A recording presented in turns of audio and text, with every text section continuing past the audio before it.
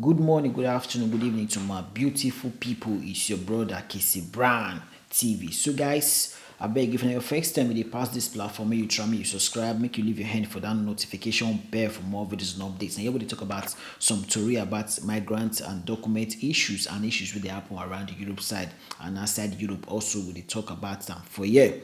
So, I beg make you share and like the video. And here we dey learn and here we dey educate ourselves. Today we bring matter about one of our sister wey Italian government bin wan carry her baby from, her baby boy from. So this girl say if she enter Italy, as she enter Italy, she enter as trafficking as the madam now carry am come from Nigeria, come the countryside. So wey they don carry come the countryside, she think say na work they wan come give am for the countryside. The way she tell explain say think say na work the madam get wey wan put am wey she go dey work, she go dey pay back. When she enter the country say na prostitute na dey come make she dey do. There is ashawo for her own country language.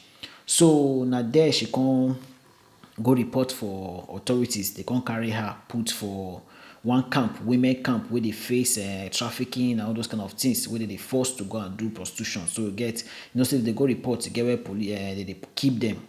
As social go they follow them up. So along the line, this girl could say she can't fall in love with one Nigerian guy. So from there she can't carry belle, she can't born baby boy. So as she born the baby boy now, so the place where they keep her, she can't take care of this baby now. From there, she know as our Nigerian ladies still they take care of their children, they carry the baby for her back. She go dey force the baby to eat. You know, see if our children no eat, some our Nigerian mama would they like to dey give the baby food with force for mat. So people wey come dey control the camp where she dey, this camp where they put all the women, they can't they look the way she take care of the baby. They say they don't like the way she take dey feed the pikin, they force her to eat, the way she dey back her. So those kind of things say they don't like am. Say nobody way they take care of pikin for the Italy side. So now they get content they say now the normal way Nigeria people take take care of their children for Nigeria. They back their pikin for back. They fit give their pikin food for mat. E nothing happen. The pikin no dey die.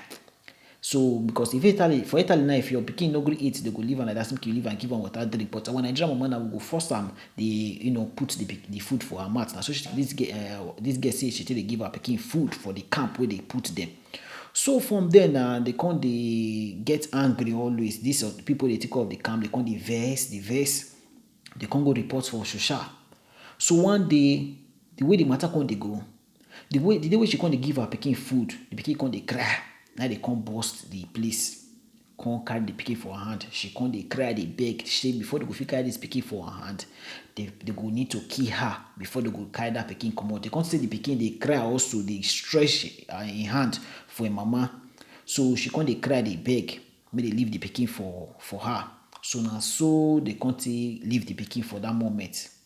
So after on, so my people, I think that they listening, I think that they understand the story. So after on, when I look the matter, when I comment, when I still reason now, so they come now the girl come call the baby father, say still waiting the soap for this place. So now the boy got come down and the boy come present himself. Say now he get the pikin. So he get work, he go fit take care of the girl and the baby. You see, now God now stand for this girl. So now as social come say okay, before they go feel let the girl with the baby come up for that camp, the guy need to go show them the house. So the boy need to go show them the house. So the boy don't buy bed, buy wardrobe, put the pikin with the way they put the pikin clothes, everything. So the social come stay everywhere before they come leave, then come out, before they come let them go stay together. Understand? So along the line. So along the line now, the matter come they go up.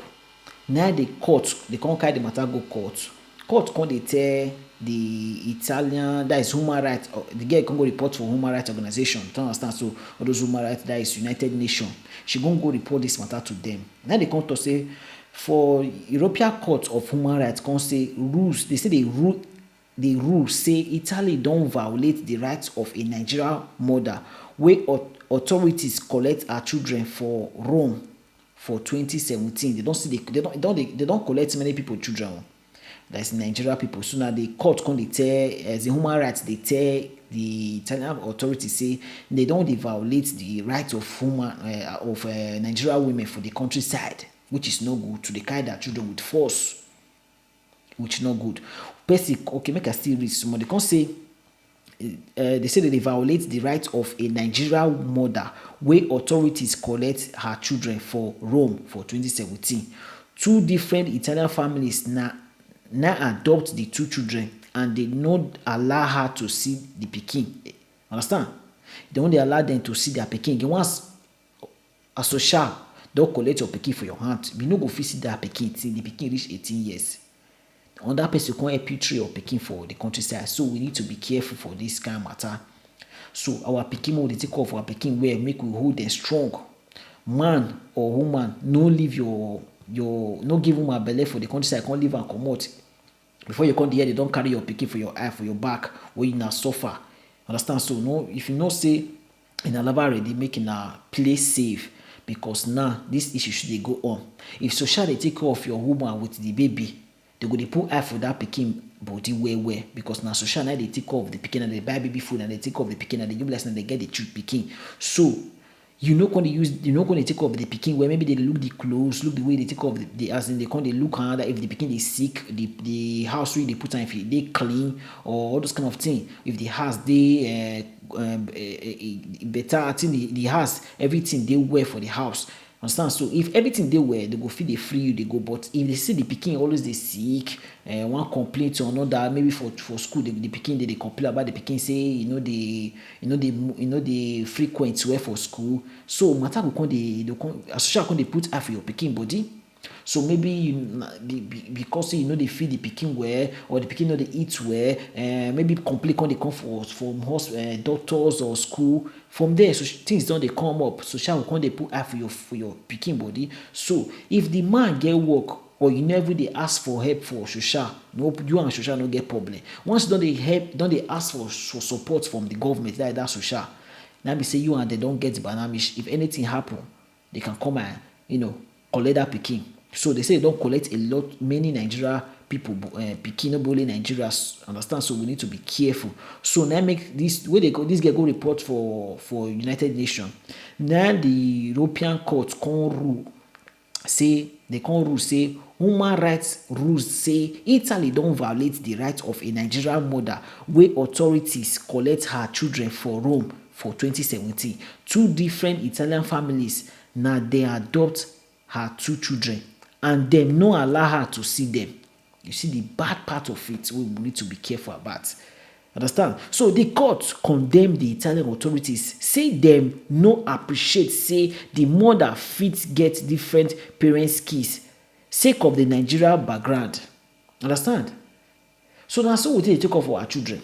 If we take off our, we take off, maybe we back our picking for back or we feed them, and so we take off us to Nigeria.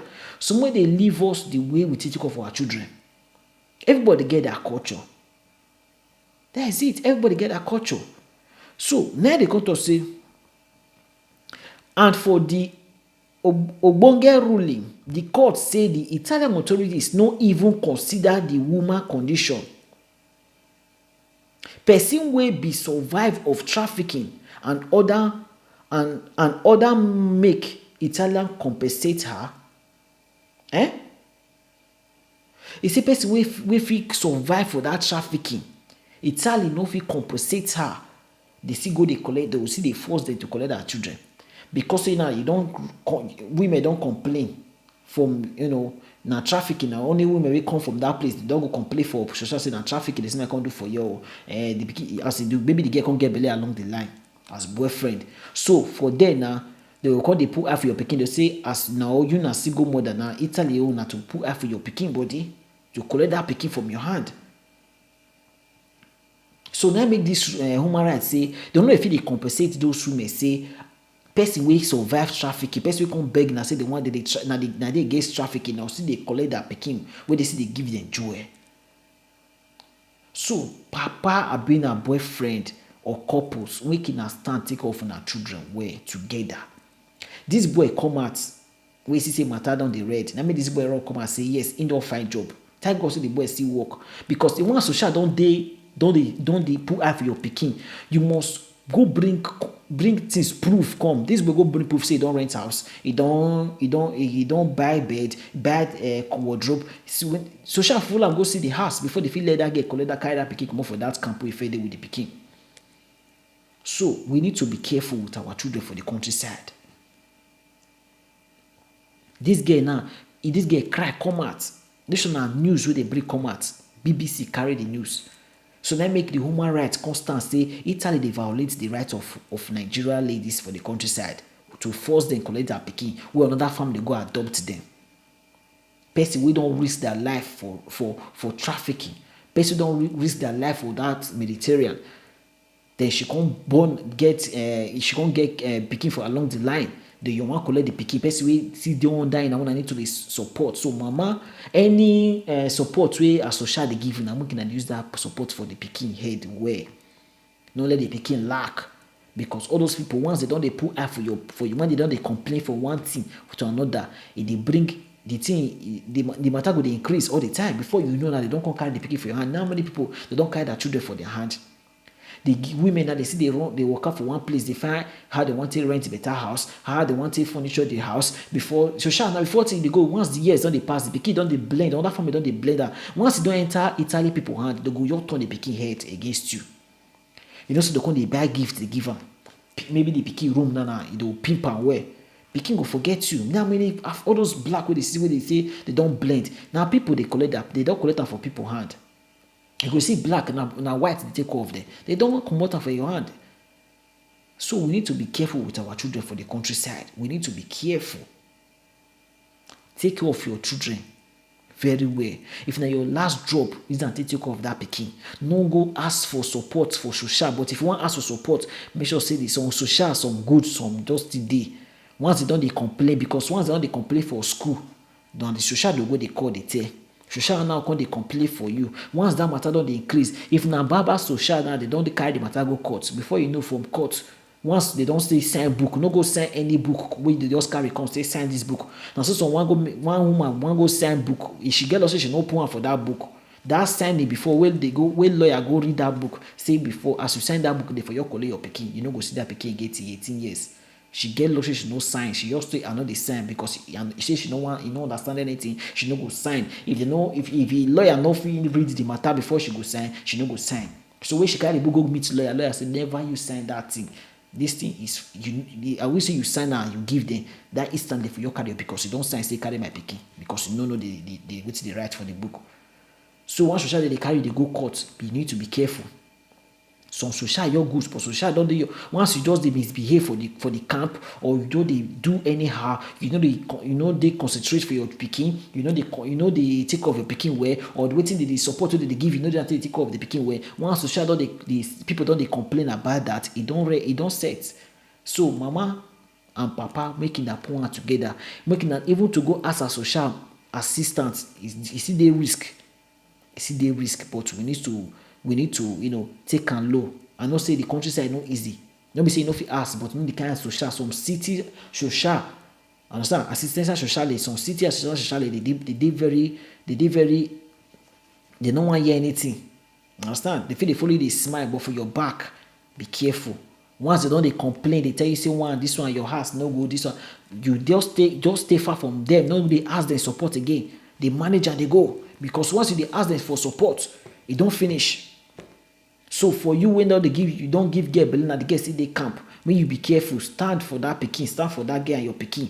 Maybe you and girl now na the friend, the girl still dey camp, you dey outside, she don't born for camp. Be careful, still stand. They follow the girl up, they follow her for back, because as Shoshana they go this na single girl and she dey young, they go just put eye for her body. Before you know, they want to carry the pikin for her hand. So you as a father or the boyfriend or the couple, when you all stand together to stand for a pikin. And we say this boy now, no, this our brother no see work carry come out, say he get better work, he don't rent house, he don't buy bed, he don't buy wardrobe for the pikin. They be don't ready to carry the pikin. They don't carry the pikin for the girl hand. The girl they cry, say they ready. If they no kill her, they know if you collect her for her hand. So the pikin now, based on the mother love where the pikin gets for him mama, he can't dey stretch hand, they cry also. Now what did the girl talk before they feel can't lose that pikin give her? So now when they get come report to United Nations say they are violating the rights of Nigerian women to collect their pikin. And once they collect your pikin, they don't let you see that pikin again. They won't let you see that pikin. So we need to be careful for the countryside. Make we stand for our pikin. Make we stand for our children. Make we give our children ear to speak. Make they hear when they talk what's in their mind. Understand? Maybe your Italy, you never strong. Maybe you dey country now, your language never too strong too. Maybe your pikin don't start school. You feel they ask for assistance from the commune. Go meet them say you need assistance. You feel they follow up with your children. But you still see they learn the language is very important when you learn the language because of your children when you want when you want to train. Because once teacher don't they complain, say your pikin know the frequent where they speak the language, the right way, you don't probably don't they come before don't they call us social. See, they take off your pikin, they teach them well for the language where they know they feel they read, they know they feel they write. So you need to you as a father, as a mother, when I say they learn the language based on if you don't create family, you feel they teach your children. So that complaint not go they come. Many complaints they like that. Many complaints. But based on this human rights, United Nations will stand against their law to collect pikin for people hand. Now make they come reduce their hands more. It have been they collect pikin anyhow before. Years back they collect. Like this girl will come complain say they don't collect her pikin for hand if you not be God.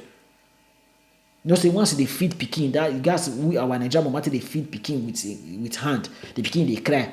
So they come the year and the people they take off the camp, come the year they cry. They can't go look, see they get they feed the pikin with force. Now they can't snap the only do for Italy like that. And there public country starts. And so now there the public they start. Say she dey back her pikin for back.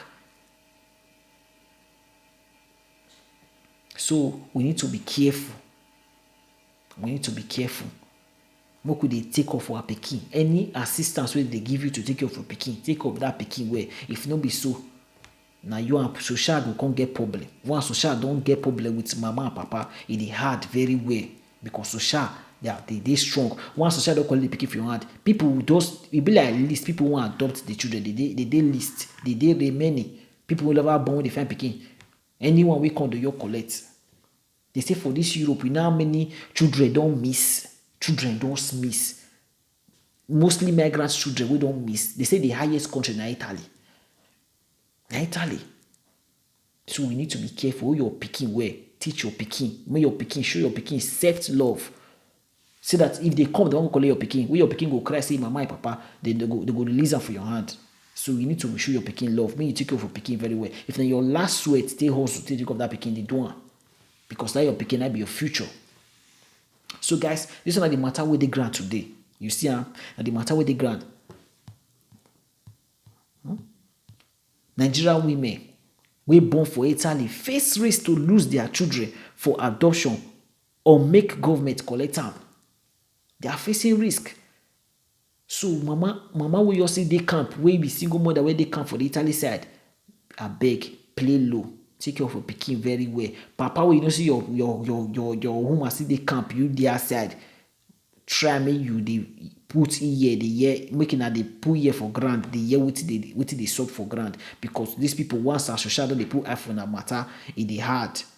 No let social go put maths or put eye for your family issues. It's very difficult to come out from it. Once they don't enter court or they don't complain, it's very difficult.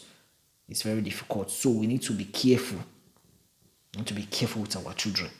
So guys, make we stop for me. I just someone will just come through this update more for you still learn. Understand? More we learn, we still educate our mama, our papa, our brothers and sisters, with young couples, so you still create family for the countryside. More we make sure say we stand for our children very well and take care of your pikin. If you want to ask for assistance from government, make sure that assistance wey they ask from government, when you know they ask. And let me say you put your full just put your full mind for their support. You still go the hustle on your own. No be everything you go to ask as social. No be everything you go to ask as social. It gets your kind of things. So if you ask, no be everything, no be all support. Because if you ask for all support, that means you don't carry all your problem put for their hand. So now their eye will come for your matter. Say you just ask for support. You know they work. You know feel counter for the pikin. So now you can't be born for the country. You know feel counter for the pikin. Once you know they don't put eye for your matter. Once they don't give you documents finish now, you know say you dey work now, they go say they want collect their pikin for your hand. So once they don't carry the matter go court, they'll feel win you because you know they work. You know they work, so you need to be careful. Not be everything. You better you dey hustle for outside. They bring money, come take care of your family, and they go. They put your mind for just put your full mind for social. You feel the hustle, they pay house rent. If you ask for social for support for bees, that one still good. Don't be say just say house rent, bees, everything, food for the family. No, you need to be careful. You need to be careful. This one are Europe. Europe. So the law where did they put, we no fit understand that they fit change law under 1 minute. They fit just change that law. I wish not be human rights because they fight for this matter. They for don't collect many people children. So we need to be careful. Make we just understand. So we need to know the kind of level we dey. No be everything you need to be tell as social. No be everything you need to go for as social and request. No be everything you go put your mind for. So kind things. No be everything.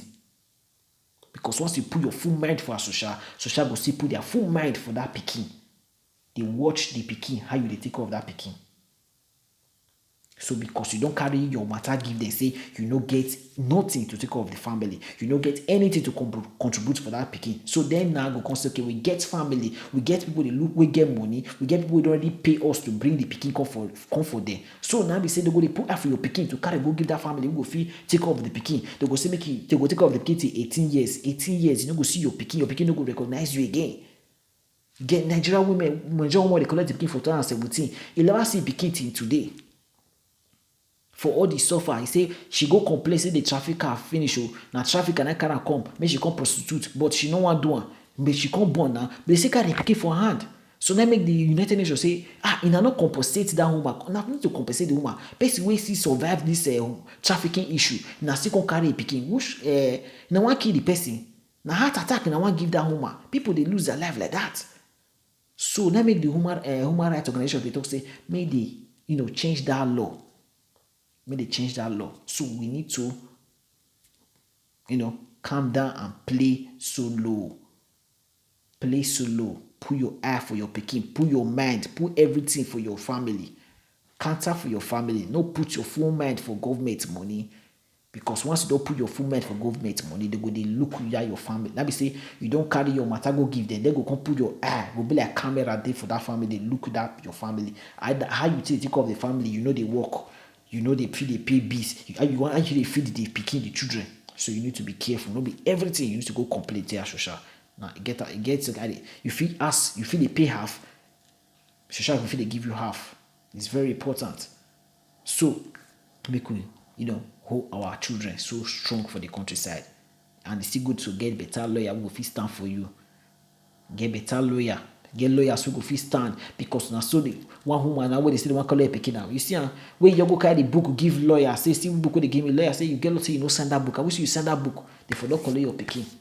They for don't collect them, because you send it to collect. Thank God say she no consign the book. So make it be careful. We'll be careful. So my brothers, my sisters, we need to show love to ourselves and educate one another. And please share this video and like the video also. Give me thumbs up, more thumbs up. I will bring in more updates for our people here. So we are here to learn and to educate one another. We are here to learn and to educate. So guys, it's good vibe. So guys, please let's share love and show love to one another. It's your brother, your friend, Kissy Brand TV. Bye for now.